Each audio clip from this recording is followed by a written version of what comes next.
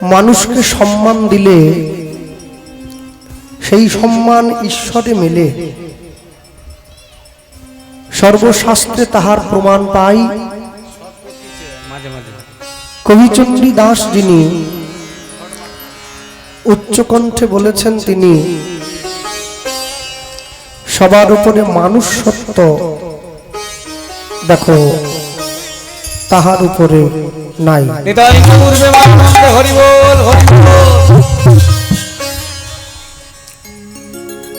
আজ থেকে 539 বৎসর পূর্বে কলিকালের মাটিতে শ্রীকৃষ্ণ চৈতন্য মহাপ্রভুর শুভ আবির্ভাব হয়েছে।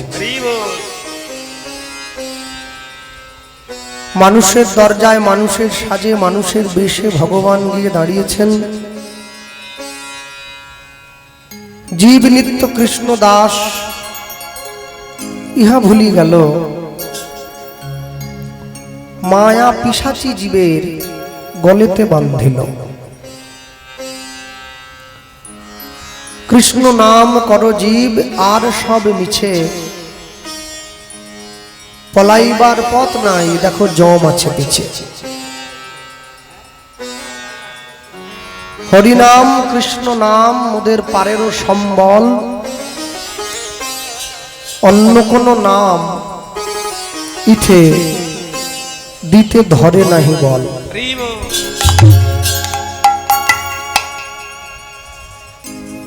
মনে রাখবেন, মানুষ পয়সা দিয়ে অনেক বড় একটা বাড়ি তৈরি করতে পারে, কিন্তু কোনোদিন পয়সা দিয়ে শান্তি কিনে নিতে পারবে না। পয়সা দিয়ে বাজার থেকে অনেক দামি দামি বই কিনে আনা যায়, কিন্তু বিদ্যা কোনোদিন কিনতে পাওয়া যায় না। পয়সা দিয়ে বাজার থেকে অনেক দামি দামি খাট পালঙ্ক কিনে আনা যায়, কিন্তু ঘুম কোনোদিন কিনতে পাওয়া যায় না। বিনা পয়সায় রাস্তাঘাটে দাঁড়িয়ে, বাঁশতলায় দাঁড়িয়ে, চায়ের দোকানে, ফুচকার দোকানে দাঁড়িয়ে অন্যের নামে খুব সহজে নিন্দা করে দেওয়া যায়, কিন্তু তার জায়গায় সহজে গিয়ে পৌঁছানো যায় না। নিন্দা কারা করে জানেন? যাদের নিজেদের কোনো যোগ্যতা থাকে না। প্রকৃত গুণী ব্যক্তি কোনোদিন অপরের নিন্দা করে না।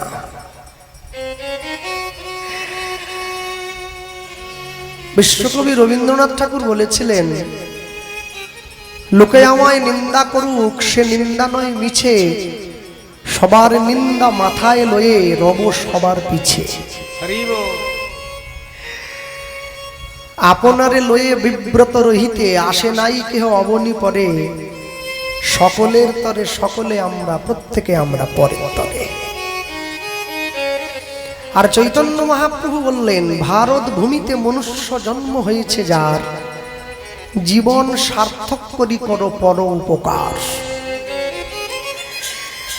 তুমি যদি তোমার জীবন সার্থক করতে, পরের উপকার করতে নাও পারো, অন্যের ক্ষতি কোনোদিন চেও না, এতেই পরের উপকার করা হয়।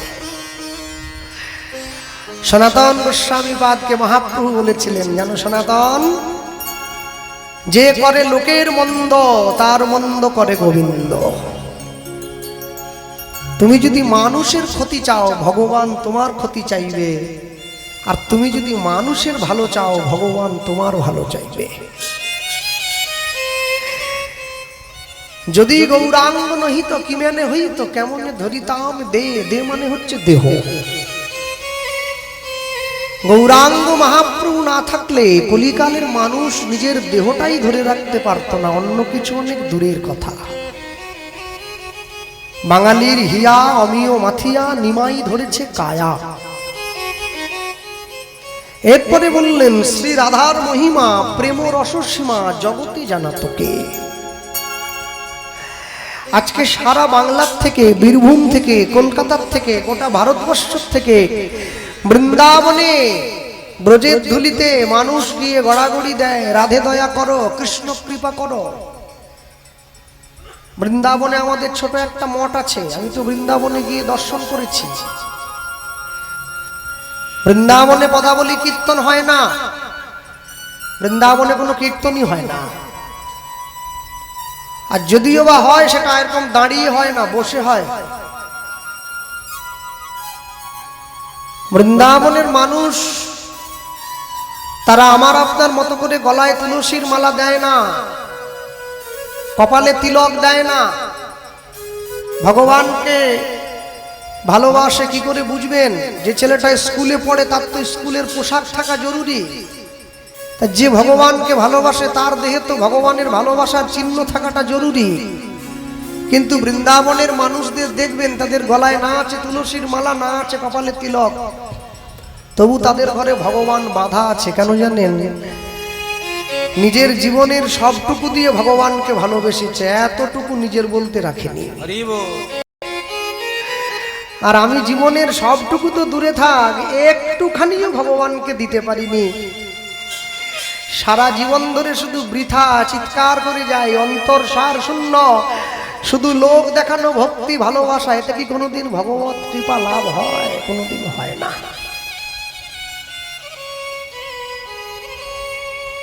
যত মানুষ বৃন্দাবন যাচ্ছে ব্রজের ধুলোতে পড়ে গড়াগড়ি দিচ্ছে রাধে দয়া করো, কৃষ্ণ কৃপা করো বলে,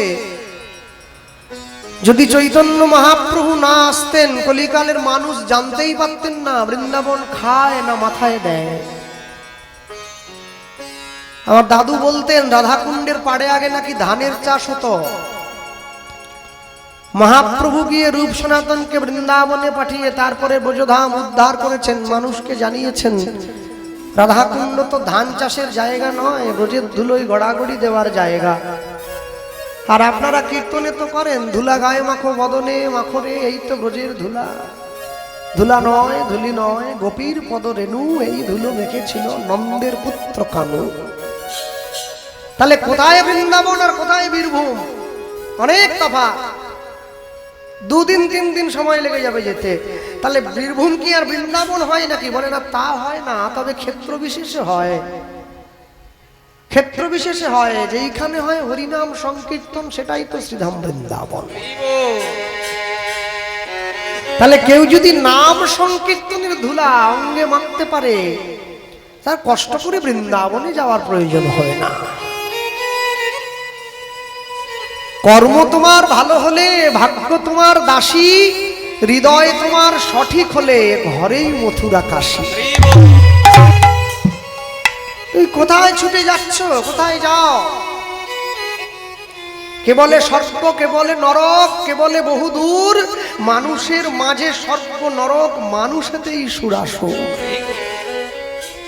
আপনি চাইলে অসুর হতে পারেন, আপনি চাইলে দেবতা হতে পারেন, আপনি চাইলে ব্রাহ্মণ হতে পারেন, চাইলে ভক্ত হতে পারেন, চাইলে পাষণ্ডী জগাই বাঁধাই হতে পারেন।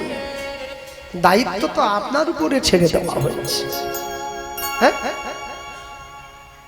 সংসারী জীব কলিকালের মানুষ, তাদের যোগ্যতা কি আছে? তারা কৃষ্ণ ভজন করবে।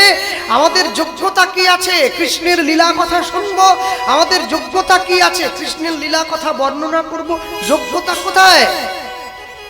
Where is our ability? আমাদের যোগ্যতা খুঁজে বের করতে হবে, পাওয়া যায় না।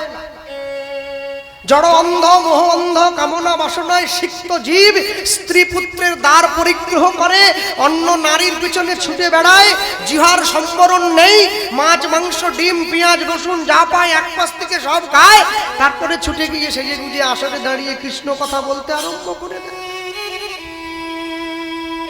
শত জন্ম করিলেও হরিনাম সংকীর্তন, তথাপি ব্রজে না পায় ব্রজের ব্রজেন্দ্র নন্দন। আমাদের সেই দশা হয়েছে। আমরা বলে যাব, কিন্তু কৃপা কোনোদিন লাভ হবে না। আমাদের কৃপার থেকে অনেক দূরে চলে যেতে হবে। আমার আপনার বাড়ির ছেলে মেয়েকে যদি আমরা প্রশ্ন করি তুমি কোথায় দীক্ষা নিয়েছ, বলে আমি ইস্কনে গিয়ে দীক্ষা নিলাম। কেন ইস্কনে নিলে কেন? বলে ওদের দেখে আমার ভালো লাগে তাই নিয়েছি। কেন আমার বাংলায় সাধু নেই, আমার বাংলায় বৈষ্ণব নেই, আমার বাংলায় পণ্ডিত নেই? তুমি ইস্কনে গিয়ে দীক্ষা নিলে, তারা হরে কৃষ্ণ বলতে পারে না, বলে হরে কৃষ্ণ হরে কৃষ্ণ। তুমি সেখানে ছুটে গেলে, মানে কেন গেলাম জানো? ইস্কনটা দেখলে আমার মনটা বড় ভালো হয়ে যায়, তাই ছুটে গিয়ে কানটা বাড়িয়েছি। হৃদয় গৌর প্রেমানন্দে হরি বল হরি বল হরি বল। সব থেকে আশ্চর্য কি জানেন? আপন ইচ্ছায় জীব কোটি বাঞ্ছা করে, কৃষ্ণ পুরাইলে জীবের বাঞ্ছা তবে পুরে। শ্রীকৃষ্ণ চৈতন্য মহাপ্রভু তিনি বারবার ধরে আমাদেরকে একটা কথাই বলে দিয়েছিলেন যে কলিকালের মানুষ, তুমি যাই করো না কেন, দিনের শেষে একটি বার যদি সম্ভব হয়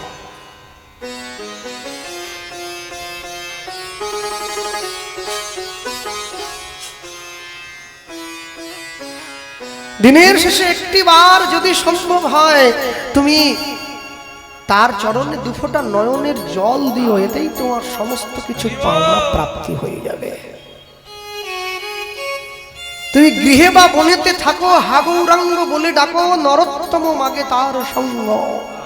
প্রেম ভক্তি চন্দ্রিকা নরোত্তম দাস ঠাকুর লিখছেন, তুমি যেখানেই থাকো না কেন, দিন শেষে একটি বার তুমি যদি তার চরণটা জড়িয়ে ধরতে পারো, তুমি দেখবে তোমার জীবনের সর্বকিছু প্রাপ্তি স্বয়ং সম্পূর্ণ হবে। এরপরে বৈষ্ণব মহাজন লিখতে গিয়ে পদাবলীর উদ্দেশ্য ব্যাখ্যা করলেন কত সুন্দর করে। কি লিখেছেন? মধুর বৃন্দা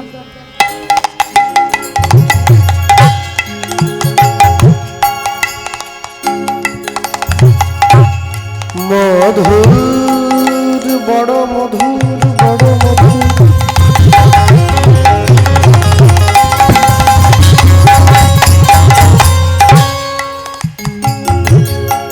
মধুর বৃন্দা বিপিন বিপিন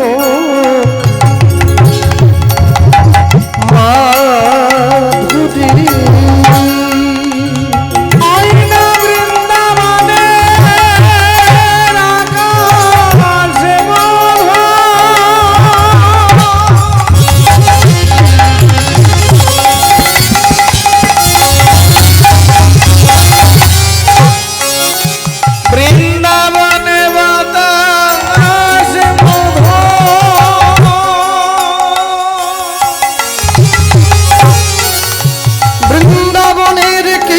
পতঙ্গ তরুলতা সব মধু,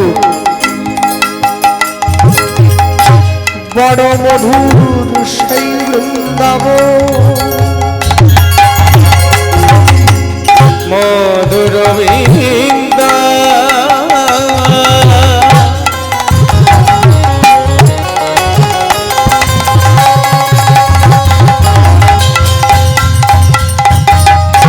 বিপিন বিপিন মাধুরী মাধুরী, প্রবেশ চাতুরী প্রবেশ চাতুরী,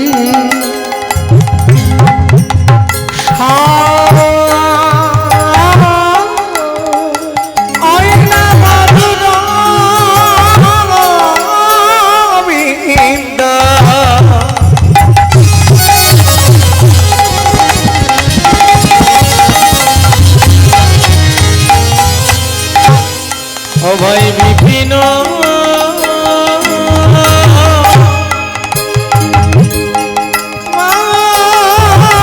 মাধুরী, প্রবেশ প্রবেশ চাতুরী, প্রবেশ চাতুরী,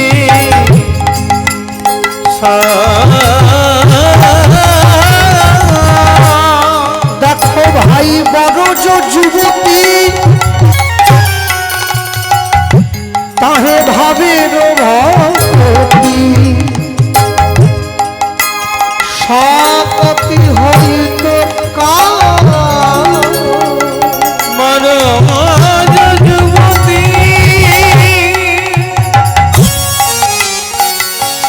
ভাবের ভকতি শপথে গইত তাহে বড় যুবতী ভাবের ভকতি শপথি হইতে পারে। দেখো বড় যুবতী ভাবের ভকতি শপথে গইত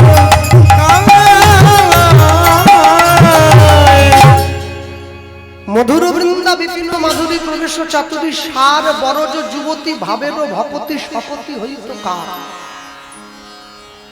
আপনাদের বীরভূমে, আমাদের মেদিনীপুরে, গোটা বাংলায়, গোটা ভারতবর্ষে যারা ভগবানকে ভালোবাসে, যারা ভগবানকে সেবা দিয়ে প্রসাদ গ্রহণ করে, সবাই ভগবানকে সেবা দিয়ে প্রসাদ পায় আমি সে কথা বলবো না।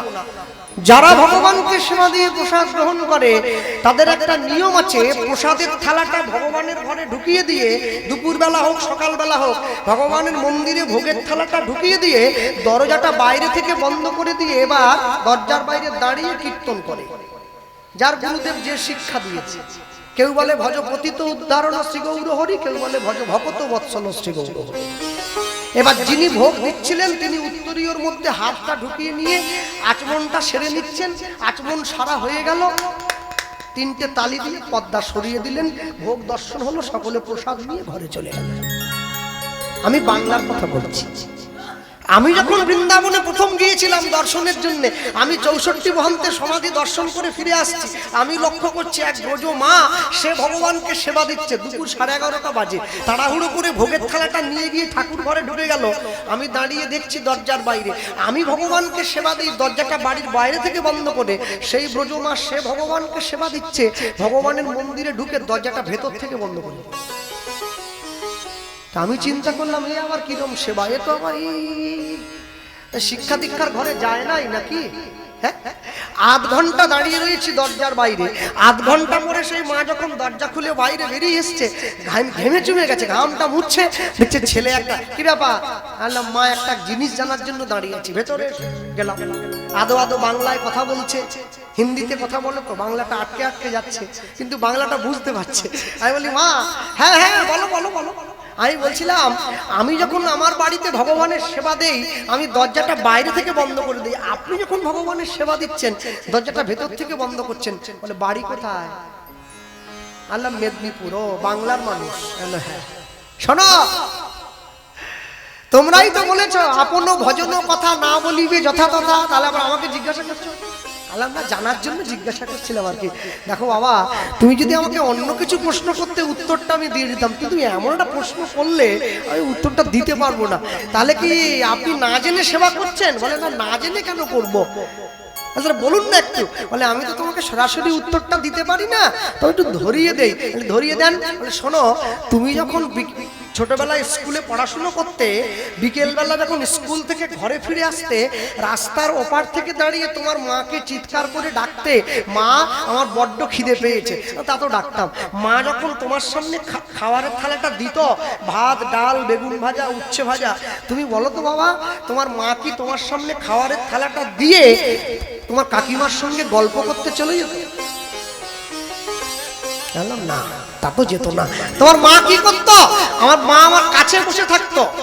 কেন থাকতো? আরে কেন থাকতো কি, ছেলের কখন কোনটা লাগবে মাকে দিতে হবে না? মা যদি চলে যায় আমাকে কে দেবে? ডাল চাই কি বেগুন ভাজা চাই? বলে, উত্তর তো তুমি দিয়ে দিচ্ছ, আমাকে জিজ্ঞাসা করছো কেন? তুমি যে গোবিন্দের ঘরে ভোগের থালাটা ঢুকিয়ে দিয়ে দরজাটা বাইরে থেকে লাগিয়ে দিয়ে কীর্তন গাইছো, মনে করো আমার গোবিন্দের আরেকটু ডাল চাই, কাকে বলবে? আরেকটা বেগুন ভাজা হলে খুব ভালো হতো, কাকে বলবে? ভগবান কি দরজা খুলে বাইরে বেরিয়ে যাবে? না, তা তো না। তাহলে আধ পেটা খেয়ে চলে যাবে? না না, তুমি ভুল করছো। আমি অনেকটা বেশি বেশি করে দিয়েছি। বেশি দিতে পারো, অনেকটা ডাল দিয়েছো, অন্ন দিয়েছো, সবজি দিয়েছো, সব বেশি দিয়েছো। জল তো এক কলসি দাওনি, ওটা এক গ্লাসই দিয়েছো। আজকে আলু পটলটায় বড্ড ঝাল হয়ে গেছে, কি হবে? ভগবানের আরেকটু জল চাই, তাহলে কি করবে? আমি বললাম মা তাহলে? বলে তোমরা যে সেবাটা করো না এটাকে নামের সেবা বলে, সেবা হয় না। নামে সেবা বলে, নামে সেবা মানে হ্যাঁ ভগবানকে সেবা দিতে গেলে ভগবানের চরণে মনটা দিয়ে দাও সবার আগে, আগে মনটা দিয়ে সেবা দাও, তারপরে তো অন্য ব্যঞ্জন সেবা দেবে। আমার পরে তো আপনারা রাসলীলা কীর্তন শুনবেন, আমার পরে অপেক্ষা করে আছে কমিটি দাদা ভাইরা আমাকে বলে দাদা আমাদের রাসে কিন্তু খুব লোক হয়। হ্যাঁ আমি ঝাড়খণ্ডে কীর্তন করতে গিয়েছিলাম, এক বয়স্ক মানুষ তিনি আমাকে বলেছিলেন বাবা আমাদের এখানে প্রতি বছর রাস কীর্তন হয়। আমি সব মূল গায়নকে জিজ্ঞাসা করেছিলাম কীর্তনের যখন শেষ হয় সে একটা পদ গায়, শতকোটি গোপী লইয়া রাস ও বিলাস আনন্দে নৃত্য করে গোবিন্দ দাস। বলে হ্যাঁ পদ তো আছে তো। বলে বাবা আমি একটু জানতে চাইছিলাম বৃন্দাবনে 100 কোটি গোপী দাঁড়াবার জায়গা আছে কি? আমি চিন্তা করলাম আমি তো হ্যাঁ বলে তো বিপদে পড়ে গেছি। না মানে বলছিলাম গোটা ভারতবর্ষের জনসংখ্যা তো 140 কোটি, তাহলে আজ থেকে 5,500 বছর আগে রাসলীলা হয়ে গেছে, বৃন্দাবনে বৈষ্ণব মহাজন পদ লিখে দিল, 100 কোটি গোপী লইয়া রাস ও বিলাস, তোমরা মূল গায়নরা গেয়ে বেড়াচ্ছ, একটু আমাদের ভেঙে বলো। আমি বাবা এটা তো বলতে পারবো না। উনি আমাকে সঙ্গে সঙ্গে ঘুরে বলছেন বলতে যদি পারবে না তাহলে গাইছো কি জন্য? গাইবো না? হ্যাঁ মুখস্থ বিদ্যায় গাইছো কেন? টুকলি করা পাস, এ পাশের কোনো দাম নেই। তাহলে বলে বৈষ্ণবের চরণ ধরে আগে শেখো। যারা ভক্ত বৈষ্ণব হয়েছেন নাম মালিকায় মালা জপ করেন, মালাতে 108টা কাঠি আছে, মালাটাকে ঘরের মধ্যে রেখে দিলে মালার মাঝখানের যে অংশটা ওটাকেই রাসমঞ্চ বলা হয়। তারপরে তো কাঞ্চন মণিগণ জননীর মা হলো রমণী মণ্ডল মহাশা। এত সহজ নাকি? এত সোজা? আমার গুরুবাড়ি নবদ্বীপ, আর গুরুদেব বলতেন যখন কোনো কথা আসলে প্রচার করবি খুব ভেবেচিন্তে বলবি বাবা। কেন জানিস? তুই যদি কোনো সংসারের কথা বলিস তাতে কোনো দোষ হবে না, ভগবানের কথা একটু দোষ হয়ে গেলে না অপরাধটা বইতে পারবি না, খুব সাবধান। মনে রাখ জগতে যাই কিছু করি না কেন, যেভাবেই চলি না কেন, ঈশ্বরের কৃপা ছাড়া ঈশ্বরের তত্ত্ব কেউ বর্ণনা করতে পারবে না। হ্যাঁ আর গাড়ির তেল পুড়িয়ে সময় নষ্ট করে ঝাঁটা জুতো প্রদীপ সিঁদুর এ কথা পড়বো এ কথা রাখবো, একে ঈশ্বরের তত্ত্ব বলবে? এ তো সংসারের গল্প, এ শুনে মানব জীবের কল্যাণ হবে না, এ শুনলে জীবের কোনোদিন কোনো কল্যাণ হয় না। তাহলে আমি কি করব? বলে তুমি যাই খুশি করো না কেন তুমি সারাদিন সংসারকে দেবে, আর সারাদিনের পরে কি মায়েরা কি বাবারা কি আমরা যুব সমাজ সবাই এক জায়গাতে বসে তার জন্য কি করবে? গাও পুন পুন শ্রী গৌরাঙ্গের গুণ গৌরাঙ্গের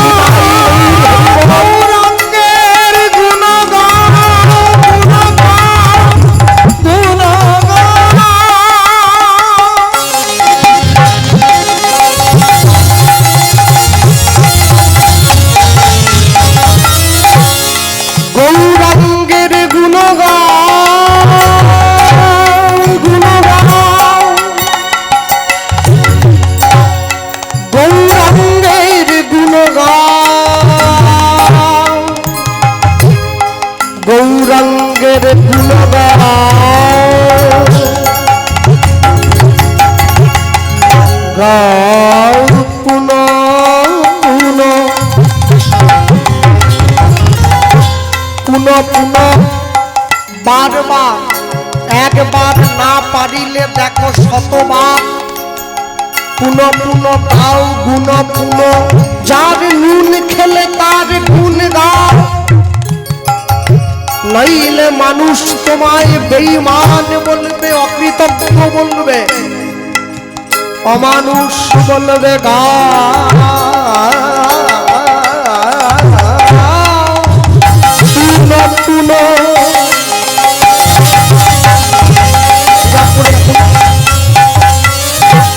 শ্রী গৌরাঙ্গে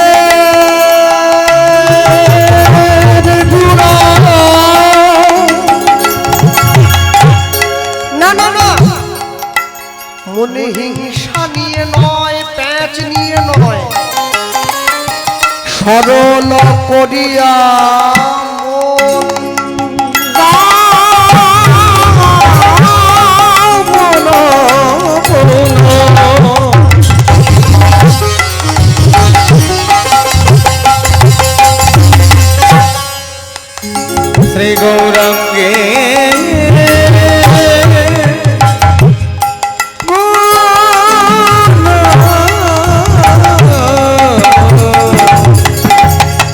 সরল করিয়া সরল করিয়া সরল করিয়া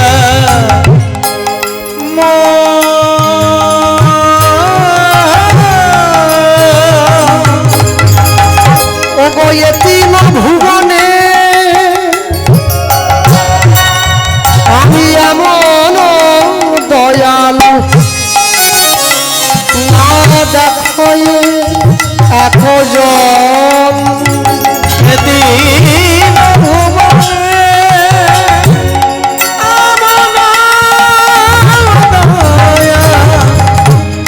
না দেখো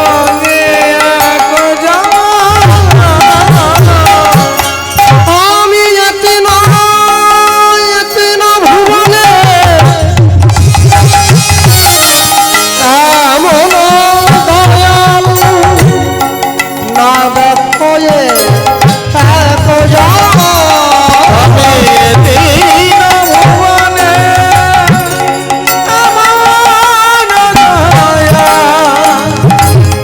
না দেখো আমি এমন দয়াল আজ দেখি আমি এমন দয়াল আর দেখি না আমি এমন দয়াল আজ দেখি নাই আমি এমন দয়াল আর দেখি না যে জন মার খাবে পায়ে ধরে প্রেম দেবে আমি এমন দয়াল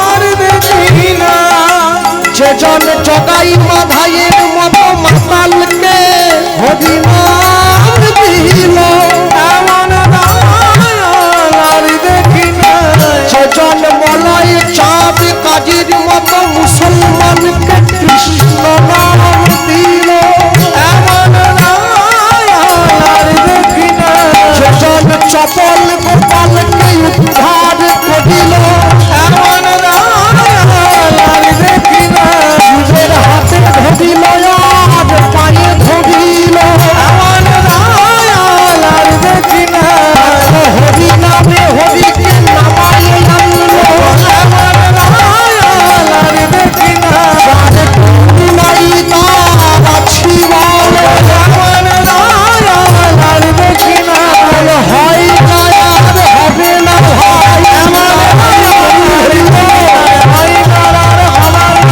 এমন দয়াল আর দেখি না এমন দয়াল আর দেখি না অবয়ে দিন ভুবনে এমন দয়াল না দেখো ভুবনে এমন দয়াল না দেখো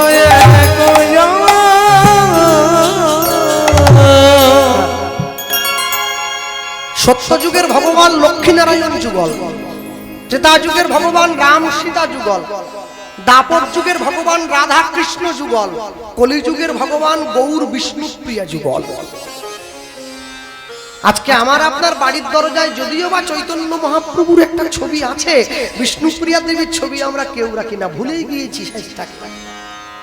কলিকালের জীব তাকে সাইড করে দিয়েছে, এক পাশ করে দিয়েছে। কিন্তু একটা কথা মনে রাখবেন, বিষ্ণুপ্রিয়া যদি না থাকতো নিমাই কোনোদিন সন্ন্যাস হতে পারতো না।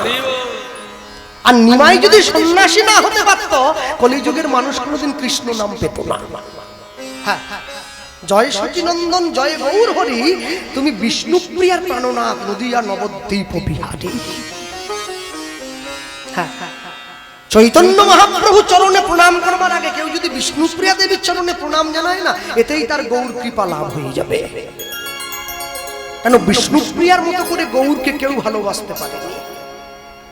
রাধারানীর মতো করে যেমন কৃষ্ণকে কেউ ভালোবাসতে পারেনি, বিষ্ণুপ্রিয়ার মতো করে গৌরকে কেউ ভালোবাসতে পারেনি। হ্যাঁ, কিন্তু আশ্চর্য কি, যে মানুষটা সারা জীবন প্রচার পাওয়ার কথা সে সবার থেকে দূরে চলে গিয়েছে, সে হচ্ছে নিতাই চাঁদ। আপনাদের বীরভূমের ছেলে এক চক্রা, বীরভূমে এক চক্রায় জন্ম নিয়েছে। হ্যাঁ, হারাই পণ্ডিতের ঘরে নিত্যানন্দ প্রভু ব্রাহ্মণের ঘরে জন্ম নিয়েছিল। আশ্চর্য কি জানে, জগাই মাধাইকে কিন্তু মহাপ্রভু নাম দিতে যায়নি, নিতাইচাঁদ দিয়েছিল নাম দেওয়ার জন্য। সঙ্গে কাকে নিয়েছিল? একটা বয়স্ক সাধুকে নিয়ে গিয়েছিল, যার নাম হরিদাস ঠাকুর, 80 বছরের সাধু। তার গায়ে কোনো জোরই নেই, ধাক্কা দিলে পড়ে যায়। তাকে নিয়ে গেছে জগাই মাধাইকে নাম দেওয়ার জন্য। জগাই মাধাই বসে আছে নবদ্বীপের গঙ্গার ঘাটে, আর নিতাইচাঁদ গিয়ে বলছে, তোরা যে নেশাটা আজকে করছিস কালকে আবার করতে হবে, আর আমি তোদের যে নেশাটা ধরিয়ে দেবো না, একবার নেশা হয়ে গেলে 7 জন্ম নেশা থাকবে, করবি? মদের নেশা, বিড়ির নেশা ধরলে পরে ছাড়ে, গৌর প্রেমের নেশা কাউকে যদি ধরে তাকে কি রাখা যায় মায়ার সংসারে?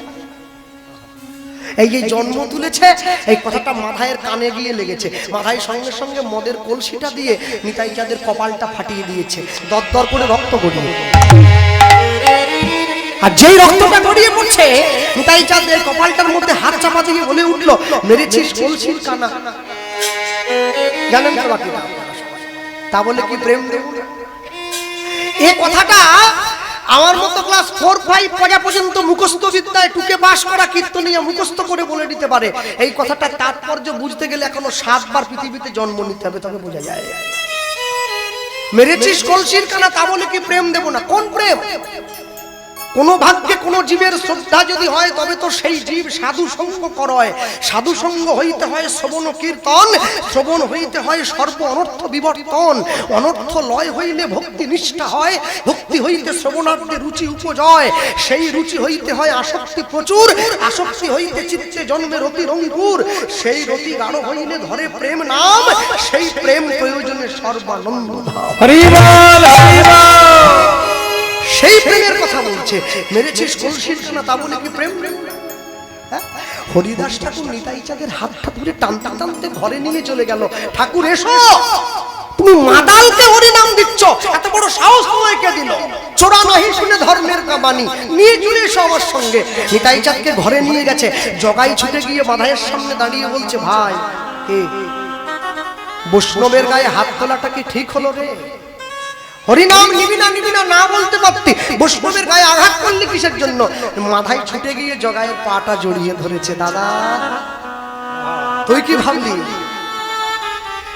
আমি মাতাল বলে আমি সব হুঁশ হারিয়ে ফেলেছি? এই আমি জাতে মাতাল, তালে ঠিক নেশাটা বেশি হয়ে গেছে বোধ হয়। জগাই জিজ্ঞাসা করেছে, সব বাড়ির দরজায় গঙ্গা এসেছে, আজ ডুববো না তো কবে ডুববো রে? কি বলছিস, কি বলছিস? হ্যাঁ ঠিকই বলছি। মানলি কেন? ধমক দিতে পারতি। কেন মানলাম জানিস? কেন? নিতাইচাঁদের কপালটা ফাটিয়ে মহাপ্রভুকে জানিয়ে দিলাম, নবদ্বীপে এখনো 2টো পতিত পড়ে আছে, তুমি উদ্ধার করে চরণে জায়গা দেবে।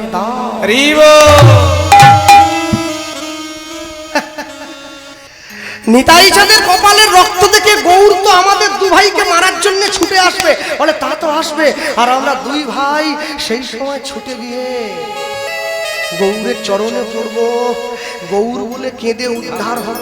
আচ্ছা, আমার বাবা বলতেন জগাই মাধাইয়ের মতো মাতালের নেশা কেটে গেল হরিনাম শুনে, আর আমি এমনই সংসারী মাতাল, আমার নেশা কাটে না, আরো সংসারে বসে যায়। সংসারে যে মানুষটা সব সময় বলে আমি তোদের সঙ্গে আর থাকবো না, আমি বৃন্দাবনে চলে যাব, আমি নবদ্বীপে চলে যাব, আমি কাশী চলে যাব, আপনি নিশ্চিন্তে থাকুন, ও কোনোদিন যাবে না, ও কোনোদিন যাবে না। আরে যে বলে সে যায় নাকি? যে বলে না, ভয় তাতে নিয়ে আছে, সে চলে যেতে পারে।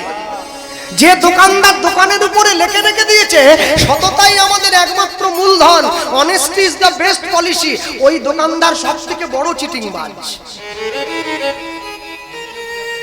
কেউ যদি সৎ হয় তাকে অ্যাডভার্টাইজ দিতে হয় আমি সৎ, দরকার পড়ে না।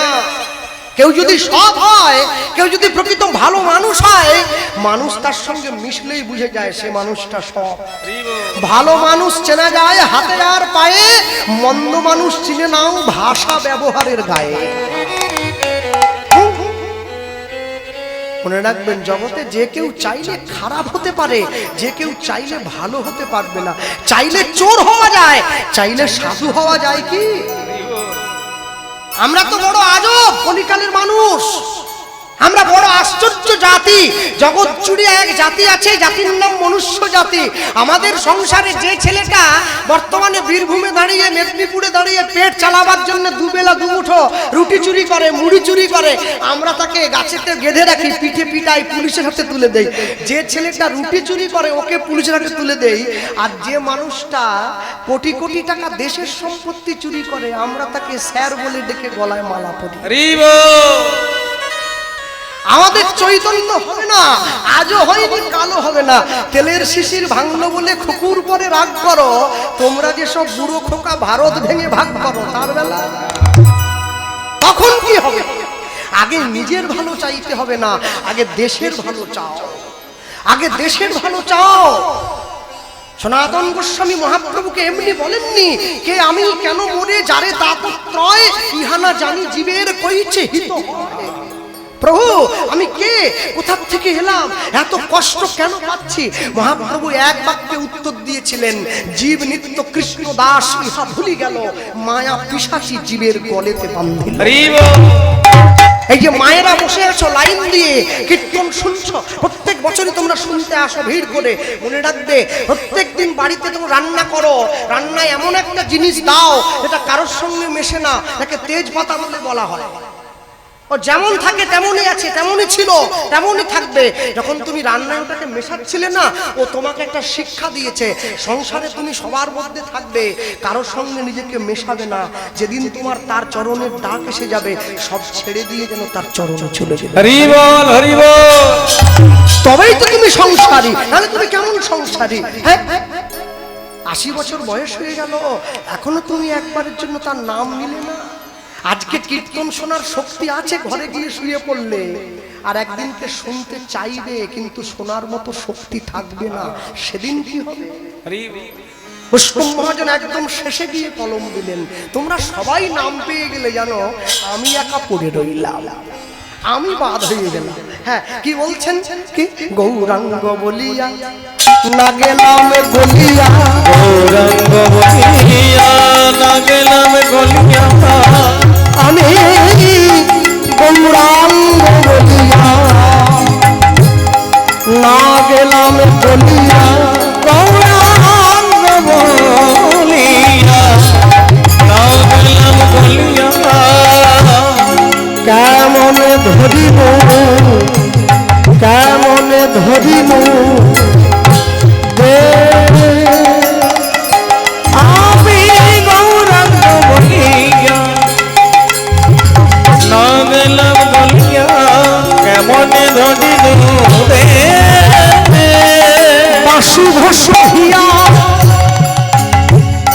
অগ পাশান দিয়া, কেমনে পড়িয়াছে বাসু ঘষিয়া পাশান দিয়া, কেমনে পড়িয়াছে। বলি বাসু ঘষিয়া পাশান দিয়া, কেমনে গড়িয়াছে বাসু ঘষিয়া পাশান দিয়া, বিধি কেমনে পড়িয়াছে। বলি আমার ভাগ্যে হলো না গো, আমার ভাগ্যে আলো না আলো, বলি আমার ভাগ্যে হলো না আমার ভাগ্যে